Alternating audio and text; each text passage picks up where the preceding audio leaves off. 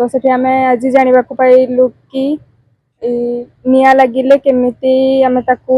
लिभेइबा fire station office को phone करबा। तो तापर आम द्वारा जेतिकी संभव आमे निया को सेतिकी नियंत्रित करबा ना सब केबे आमे आगुर देखि नथिलु केवल सुनिथिलु। तो आज से सब देखा पाइलु नुआ जिनस भी शिखिलो। हाँ किसी नुआ जिनस भी शिखिलु सेठी रोबोट सेठी जाइकी ए सब काम करि परिबो। मु आज आसीथिली फायर स्टेशन अनुगुल एठी आसिक देखिली फायर केमती बुझा जाए सेटा देखिली आगर शुणी हेले देखि नथिली केमती लिखा जाए निया शिखिकी जोटा शिखिची मु सेटा आगो को देखि व्यवहार करि परिबो। हमरो डीजी सारंको निर्देश अनुसार हमरो प्रत्येकटी दमकल केन्द्र रे आज अवेयरनेस प्रोग्राम सब होउजी जो तरह कि हमरो शिक्षानुष्ठान पिला हुअंतु सीनियर सिटीजन हुअंतु किंबा हमरो पीआरआई मेंबर एमती विभिन्न अनुष्ठान रो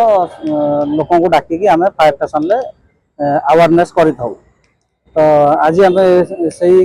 परिप्रेक्षित हमें कॉलेज स्कूल पिला को किछि डाकी देलु आ ताको हमें फायर सेफ्टी ऊपर अवेयरनेस करथिलु निया केमती लागे निया लागिले केमती ताको सेमाने लिभेइबे